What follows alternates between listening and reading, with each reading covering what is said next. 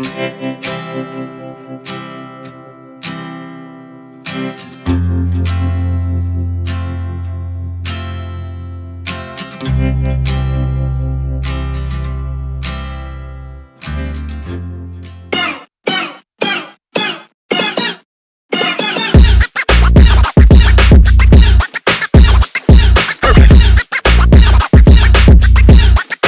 nay nhung đang sạc thọt field slide để process e6 លើកទី1 no actually មិនលើកទី1ខ្ញុំថតពីមុនប៉ុន្តែថ្ងៃនេះពិសេសបន្តិចខ្ញុំនឹងបើកឡានរបស់ខ្ញុំចេញមកក្រៅជាមួយពូម៉ាក់របស់ខ្ញុំយើងថត style by retro 80 style 80 let's see how it's going on let's see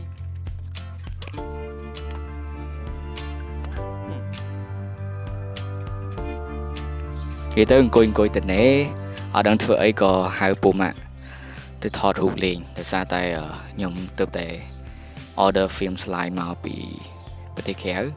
ហើយតែងតែចង់ថត slide film យូរអីប៉ុន្តែដោយសារតែចិត្តអត់មានពេលខ្ជិលផងអត់មាន motivation ប៉ុន្តែដល់មានពេលមួយមានអ្នកស្គាល់គ្នាអាចថាភ្ញៀវដែលគាត់តែង develop film ជាមួយពួកខ្ញុំគាត់សួរខ្ញុំថាតើ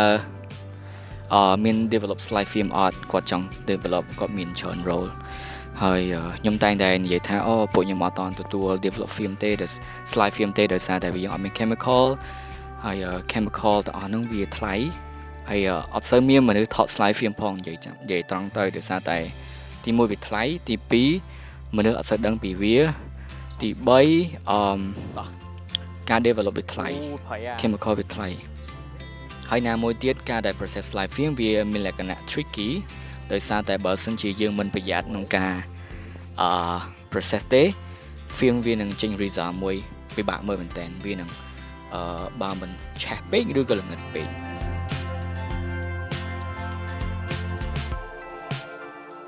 នេះគឺជាពេលវេលាដែលខ្ញុំបានទៅថត slide film ជាមួយនឹងពូម៉ាក់ខ្ញុំយើងអត់បានព្រៀងទុកទេពេលនោះគឺនៅជុំគ្នាហើយក៏គាត់ថាអូខេតនេះអត់ខ្ញុំចង់បបោទៅថត film មួយគ្នាហើយគ្រប់គ្នាក៏ស្រស់ស្រស់ជើងគ្នាទៅលេងជីឡានរបស់ខ្ញុំកាចាស់មួយនេះទៅ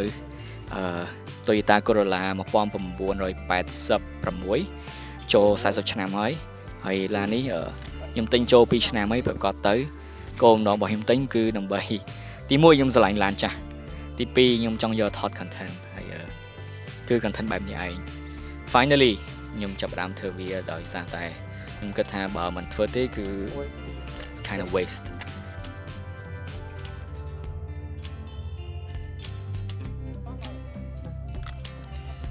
ពូថតមួយពូ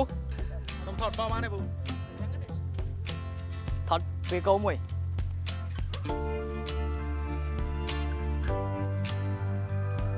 2 3អរគុណពូកោបាមែនពូម៉ោងប្រហែលជា4កន្លះជិត5ថ្ងៃ sunset ស្អាតមែនតើប្រកបទៅ is the best time to shoot photo actually ខ្ញុំអត់មានreference ឬក៏អីទេហើយចៃដន្យអីជិះទៅឃើញ wheel កន្លែងហ្នឹងមាន wheel ធំហើយគេចត container ឡាន container ចោលខ្ញុំគិតថាវាស័ក្តិសមជាមួយនឹង concept របស់ខ្ញុំហើយខ្ញុំឲ្យពូម៉ាក់ខ្ញុំតាប់ឡូហ្នឹងគាត់ពាក់អាវបែប style 80អាវល្ងាអ្វីទៅបើតែកាសៀរបស់យើងក្តៅក៏ដោយប៉ុន្តែពាក់ទៅឲ្យឃើញស្អាត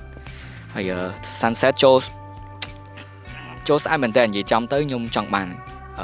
ពលឺប៉ុណ្ណឹង and it's really turn out good actually ខ្ញុំអត់ expect ថារូបរបស់ខ្ញុំចេញមកស្អាតជាងទេនេះគឺជា negative ដែលខ្ញុំថតបានខ្ញុំនឹងដាក់បង្ហាញដល់គ្នា detail ថែមទៀត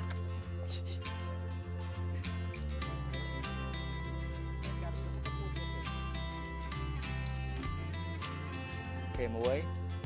and 3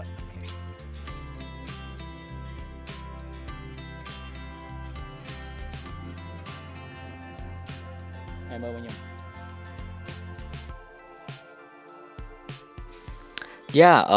ថត slide film វា challenge ខ្ញុំពីព្រោះវាអត់សូវ forgiving ទេបានន័យថា slide film បើសិនជាយើងថត expose overexpose រូបយើងឆេះហ្មងសូម្បីតែ expose មក stop ក៏វាឆេះដែរ ចឹងវាទាមទារឲ្យយើង the more accurate the better ចឹងការដែលថត slide film វាទាមទារឲ្យយើងពូកែក្នុងការ expose ពន្លឺគឺរកចំណុចកណ្ដាល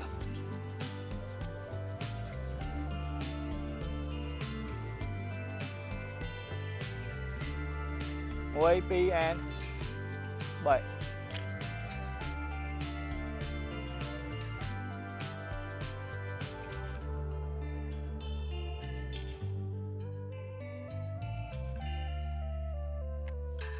ចុងក្រោយខុសចុងក្រោយមើលនេះ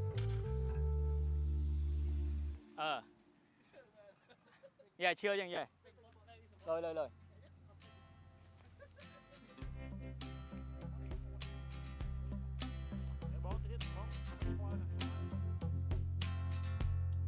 1 2 and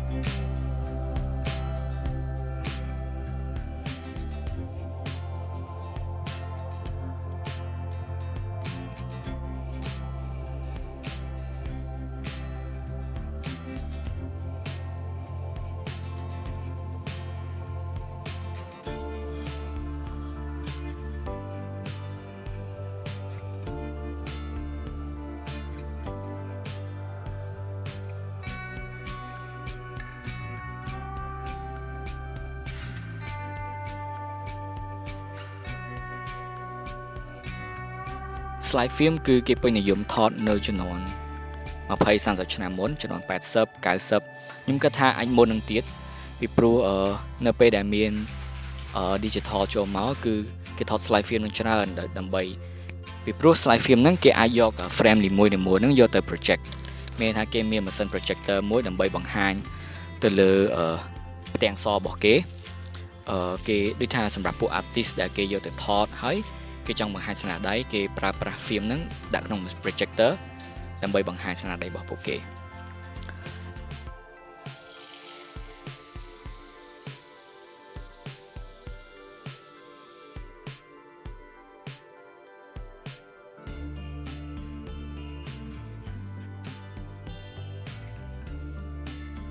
បាទនេះគឺជាបទពិសោធន៍មួយចំនួនដែលខ្ញុំបានថតជាមួយ slide film ចឹងបើសិនជាអ្នកនរគ្នាចង់ចាប់អារម្មណ៍ថត slide film ហើយមានសំណួរអ្នកនរគ្នាអាច comment ឬក៏អាចឆាតមកខ្ញុំផ្ទាល់ដែលខ្ញុំនឹងដាក់ Instagram របស់ខ្ញុំនៅក្នុង channel របស់ខ្ញុំអ្នកនរគ្នាអាច message មកសួរអំពីបទពិសោធន៍ឬក៏ព័ត៌មានមួយចំនួនដែលអ្នកនរគ្នាចង់ដឹងខ្ញុំនឹងឆ្លើយបើសិនជាខ្ញុំដឹងពីទាំងអស់នោះហើយខ្ញុំសង្ឃឹមថាអ្នកនរគ្នា enjoy ជាមួយវីដេអូនេះផងដែរ I hope to see you again in my next video. Okay, and don't forget to subscribe because that's all YouTubers do, right?